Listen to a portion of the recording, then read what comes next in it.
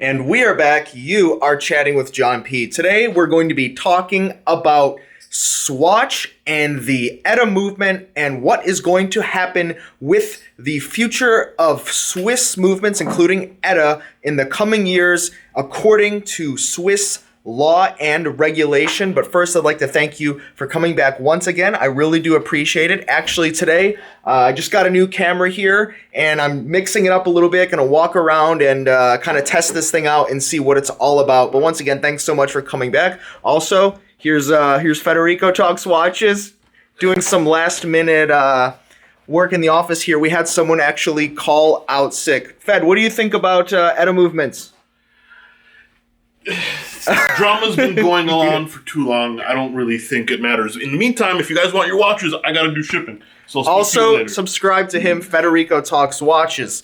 So I'll go ahead and walk into this other room so we can talk about this. Actually, on the wrist today, Rolex 1601 with the bezel.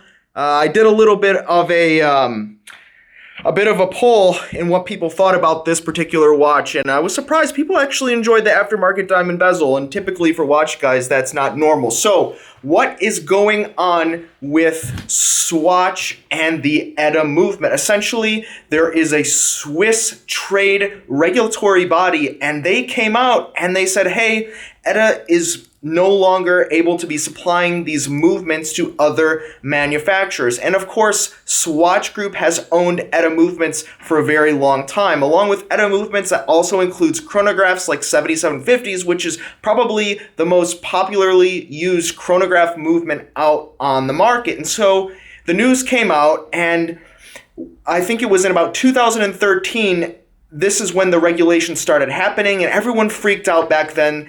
And what we've seen in recent times is a lot of changes in the industry. And over the course of time, there's been other competitors like Sellita that have really ramped up their production with watch movements. And that's kind of interesting, right? So in 2013, I think, the Swiss Trade Commission said, this is too much, essentially along the lines of a monopoly. You need to cut back. You got to stop supplying these and really controlling the market. And, they've started lowering their numbers year after year. And now the Swiss trade body essentially says you need to stop this entirely. So what do I think about this actually being in the watch industry? First, I don't think it's anything to go crazy about, right? Since 2013, a lot of brands, including Tudor, which is of course owned by Rolex, as well as Breitling and many of the others, have started developing their own in-house movements.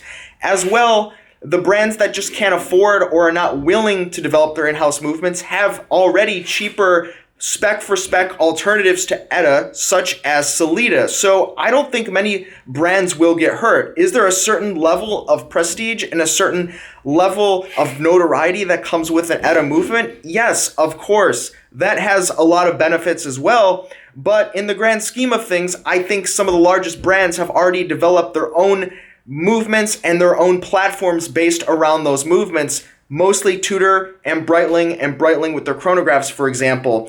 So that being said, this passed down essentially law in Switzerland also has some exceptions, and they do make exclusions for smaller manufacturers under a certain level. I didn't see the actual level in any of the law, but nonetheless, they do make some exclusions. So for the micro brands that don't want to use Sellita for whatever reason, and I think that the reasons are probably not justifiable, at least on a performance basis, but nonetheless, there are some exceptions. So if there's some micro brands out there that are freaking out, it doesn't even matter because there are some exceptions. Now, movements going into the future, we have to consider that ETA is owned by Swatch Group, and Swatch Group, of course, includes brands like Omega.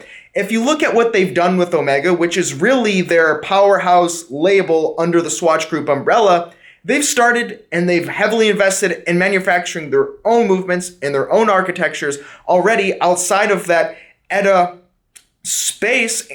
Look at everything they do with their coaxial movements, and they're even putting it into some of their more entry-level watches, like some of their lower-end Seamasters. It's just interesting, where is the future for ETA movements? When Swatch Group responded to this particular legislation, of course, they have a huge legal group under their umbrella. They pretty much said, hey, Sellita already produces twice the amount of movements and sells twice the amount of movements that ETA is actually selling. So what's the problem here? It kind of looks like the future, in my opinion, for ETA might not be there, right? If only small manufacturers are eligible to purchase these movements and the law does stand, why would you ever purchase these movements when you can purchase basically exact spec for spec, cheaper movements that do the same thing for those price point entry-level approachable watches from other companies like Sellita? In my opinion, it would be a no-brainer. Of course, you have things like the chronograph that are a little bit more tried, true, and tested, but I think at a certain price point where you typically see micro brands, in my opinion, it doesn't necessarily matter.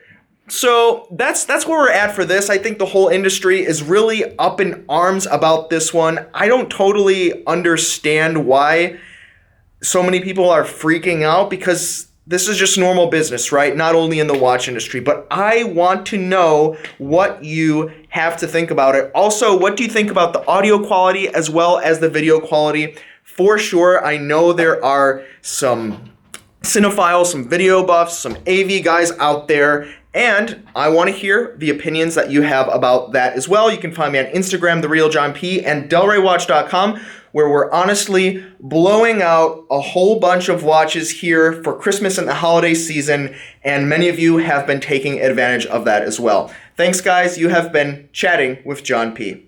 Ciao.